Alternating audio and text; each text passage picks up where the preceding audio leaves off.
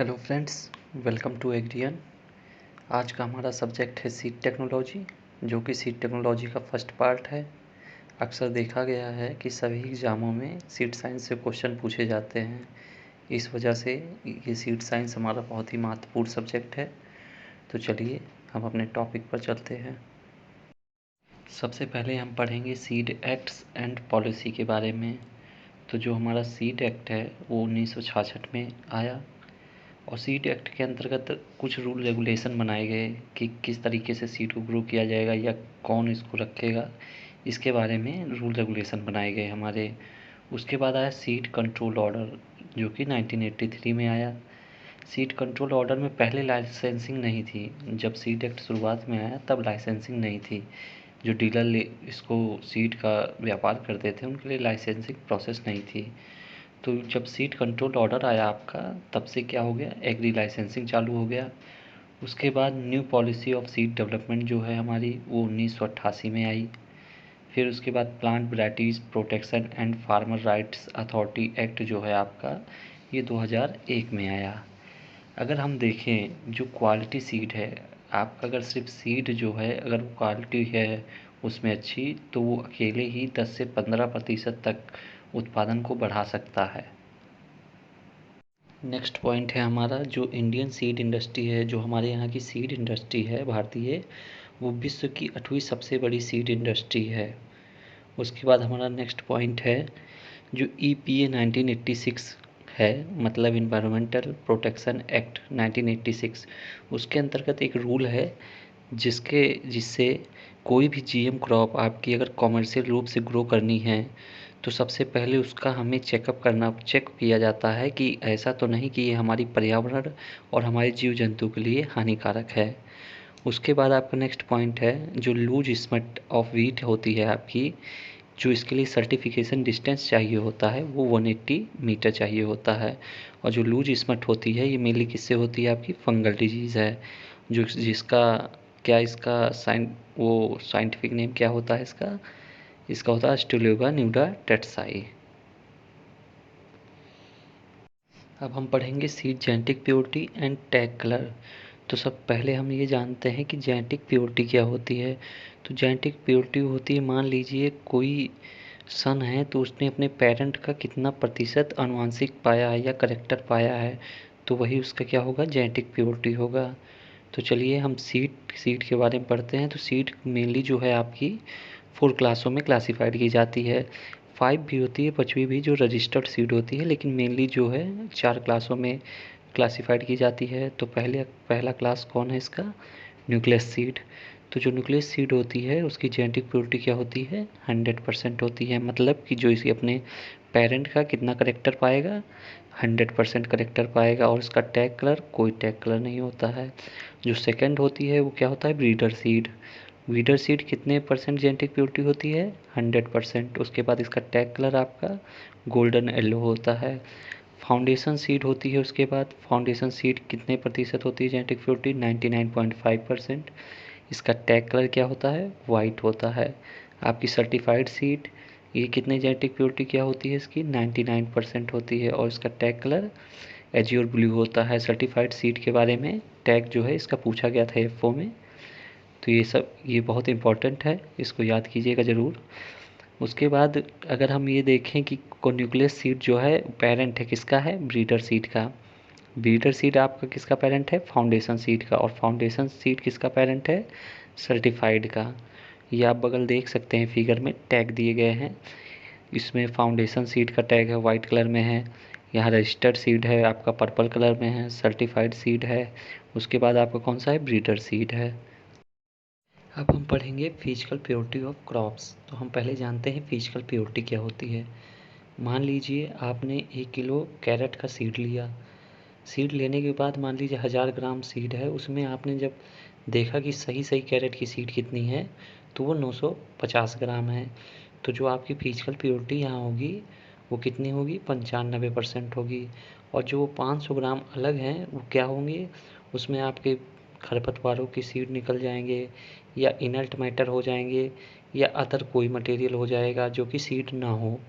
तो ये हमारा क्या होता है, फिजिकल प्योरिटी होता है उस क्रॉप का, कि जो उसकी सीड होती है, मेन सीड जो होती है, वो जितने प्रतिशत होगा उसका, वही उसकी फिजिकल प्योरिटी है। तो चलिए हम कुछ क्रॉपों की फिजिकल प्योरिटी देखते हैं। तो मेज और ओकरा, इन दोनों की फिजिकल प्योरिटी जो है 99% है। मतलब कि आप अगर 1 किलोग्राम कुछ लेंगे, मेज और ओकरा लेंगे, तो उसमें आपको कितना सीड निकलेगा इसका, ये 990 ग्राम। ऑल क्रॉप की क्या होती है आपकी फिजिकल प्योरिटी, 98% होती है। इसको ज़रूर याद रखिएगा, अधिकतर जगह ये पूछ लिया जाता है कि सभी क्रॉपों की, ऑल क्रॉप की क्या होती है। उसके बाद कैरेट की क्या होती है, 95% होती है। उसके बाद सोयाबीन जूट की क्या होती है, 97% होती है। ग्राउंड नट की 96%। फिजिकल प्योरिटी कितने क्या होता है फिजिकल प्योरिटी में, पहली बात तो मेन सीड होगी आपकी, उसके बाद इनर्ट मैटर होगा, उसके बाद क्या होगा उसमें वीट सीड होगी या अदर कोई मैटर होगा। अब हम पढ़ेंगे ऑप्टिमम मॉइस्चर फॉर स्टोरेज। जो हमारा मॉइस्चर है एक इम्पॉर्टेंट करेक्टर है, किसके लिए, स्टोरेज के लिए। अगर आपका मॉइस्चर फूड ग्रेन हो या पल्स हो या ऑल सीड हो, किसी क्रॉप की अगर आपने मॉइस्चर कम रखा है तो वो लॉन्ग टर्म तक स्टोर हो सकता है। और अगर आपने मॉइस्चर उसका ज़्यादा है तब आपने स्टोर किया है, तो क्या होगा, वो कम समय के लिए स्टोर हो सकेगा।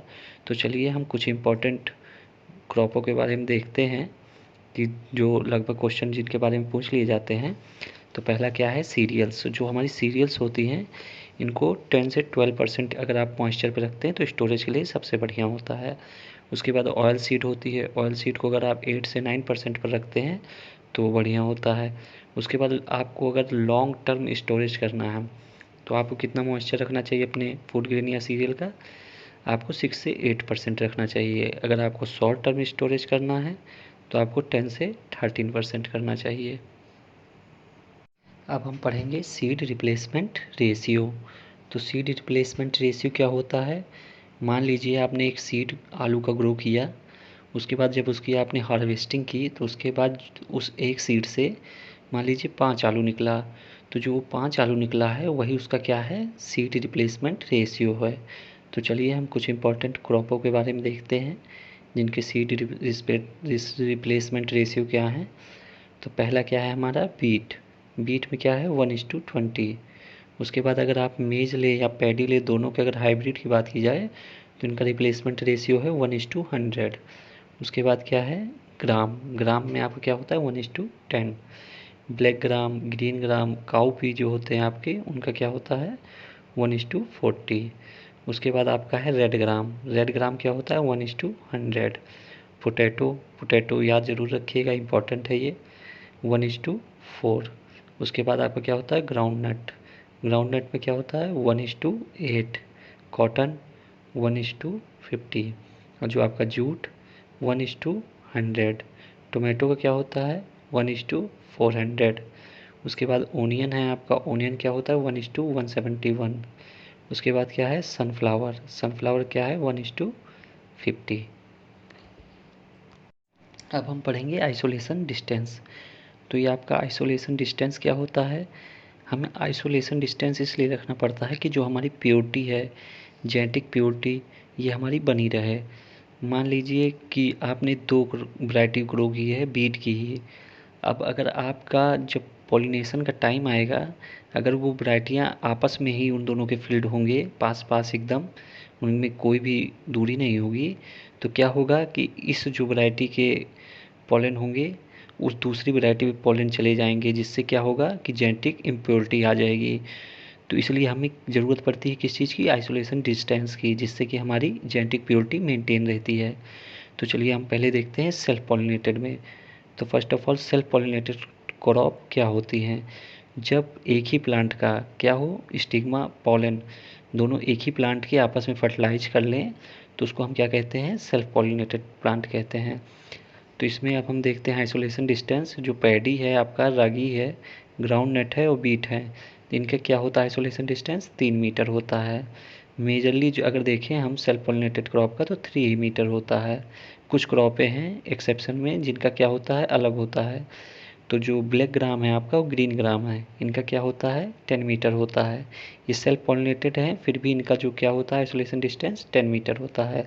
अब हम देखते हैं क्रॉस पॉलिनेटेड। तो क्रॉस पॉलिनेटेड क्या होते हैं, जिनके पॉलन और स्टिग्मा दोनों डिफरेंट प्लांट के हों और आपस में क्या कर लें, फर्टिलाइज कर लें, तो उसको हम क्या कहते हैं, क्रॉस पॉलिनेटेड क्रॉप कहते हैं। तो जो आपका मेज है, मेज में क्या होता है आइसोलेशन डिस्टेंस, नॉर्मली देखा जाए तो 400 मीटर होता है। फिर उसके बाद है आपका पाल मिलेट, पाल मिलेट को क्या कहते हैं, बाजरा भी कहते हैं, जिसका क्या है आइसोलेशन डिस्टेंस 1000 मीटर है आपका। उसके बाद है आपका सनफ्लावर, सनफ्लावर में क्या होता है आइसोलेशन डिस्टेंस 400 मीटर्स होता है आपका। अब हम पढ़ेंगे ऑब्जेक्शनल वीड ऑफ क्रॉप्स। तो first of all objectional weed क्या होता है। ऑब्जेक्शनल वीड वो वीड होते हैं कि जो अगर आपके मेन क्रॉप के सीड के साथ अगर मिल जाएं तो उनको क्या अलग करना बहुत ही मुश्किल होता है, तो वो क्या होते हैं, ऑब्जेक्शनल वीड होते हैं आपके। अब हम देखते हैं कुछ क्रॉपों के ऑब्जेक्शनल वीड। तो जो हमारी बरसीम है उसका ऑब्जेक्शनल वीड क्या है, चिकोरी, जिसे हम चिकोरियम एंटीबस भी कहते हैं। उसके बाद क्या है, वीट, वीट का क्या है, हिरनखुरी, जिसको क्या कहा जाता है, कॉन्वोल्वुलस आर्वेंसिस। भिंडी, भिंडी में कौन सा होता है आपका ऑब्जेक्शनल वीट, वाइल्ड डेबल मॉस्कस होता है। उसके बाद है पैडी, पैडी में क्या होता है, वाइल्ड पैडी, जिसको क्या कहते हैं, ओराइजा सेटाइवा फटुआ। अब हम पढ़ेंगे जर्मिनेशन परसेंटेज। तो सबसे पहले जर्मिनेशन परसेंटेज क्या होता है। मान लीजिए आपने किसी क्रॉप का 100 सीड लिया, 100 सीड करने के बाद आपने उसको जर्मिनेशन करने के लिए रख दिया, तो जब आप वो जर्मिनेट हुआ तो उसमें 85 सीड ही जर्मिनेट हुए उसके, तो उस क्रॉप का जर्मिनेशन परसेंटेज क्या हो गया, 85% हो गया।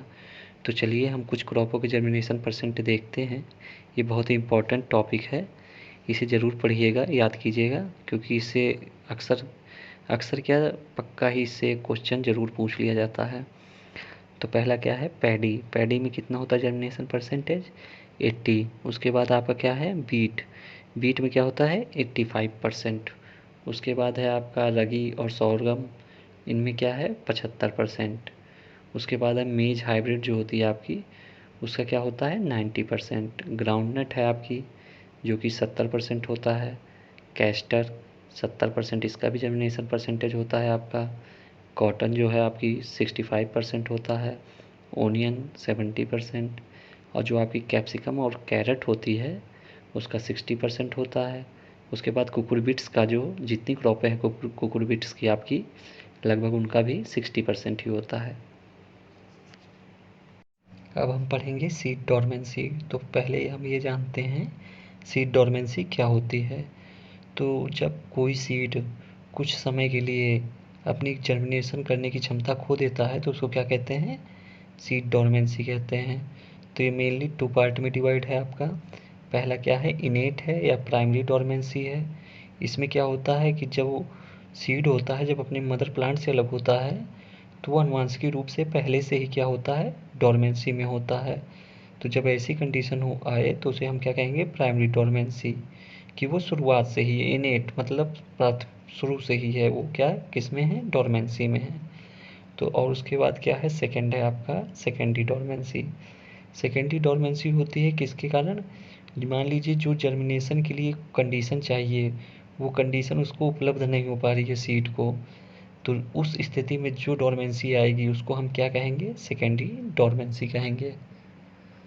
अब हम कुछ इम्पोर्टेंट पॉइंट देखेंगे। तो जो महाराष्ट्र है उसने सबसे पहले क्या किया था, ऑफिशियली जो है सीड सर्टिफिकेशन एजेंसी खोली थी। कब खोली थी, 1970 में। उसके बाद अगर कर्नाटका की बात की जाए तो कर्नाटका ने ऑटोनॉमस बॉडी के रूप में सबसे पहले क्या किया था, सर्टिफिकेशन एजेंसी खोली थी सीड की। वो कब खोली थी, 1974। ऑटोनॉमस माने क्या होता है कि जो सीड एजेंसी हो वो अपने सभी कार्य खुद देखेगी, उसके ऊपर किसी का प्रेशर नहीं होगा। अब आप बगल देख रहे होंगे सर्टिफिकेशन प्रोसेस। तो सर्टिफिकेशन प्रोसेस में क्या होता है, स्टार्टिंग से पहले तो आपकी एप्लीकेशन की जांच होगी और क्या होगा, रिसिप्ट देखा जाएगा आपका। उसके बाद आपका ये वेरिफिकेशन किया जाएगा कि जो आपने सीड लिया है उसका सोर्स क्या है, वो सोर्स सही है कि नहीं है। उसके बाद आपके फील्ड का क्या होगी, जांच होगी, उसका स्टैंडर्ड देखा जाएगा कि ये सीड सही चल रहा है कि नहीं। उसके बाद विभिन्न विभिन्न स्टेजों पे वो चेक करेंगे मान लीजिए फ्लावरिंग पे, मिल्किंग पे, टिलरिंग पे आपके चेक करेंगे आके सही चल रहा है कि नहीं चल रहा है। फिर आपका जब हार्वेस्टिंग हो जाएगा तो सीड की सैंपलिंग लेंगे, उसका एनालिसिस करेंगे। अगर ये सब पास कर लेती है आपकी सीड, तो आपकी सीड को क्या हो जाएगा, टैग मिल जाएगा और आपकी सीड सर्टिफाइड हो जाएगी। आपको इसकी पीडीएफ हमारे टेलीग्राम चैनल पे मिल जाएगी, जिसका लिंक नीचे दिया गया है। और आपके सहयोग और प्यार के लिए बहुत बहुत धन्यवाद। ऐसे ही और वीडियो के लिए लाइक और सब्सक्राइब करें हमारा चैनल। थैंक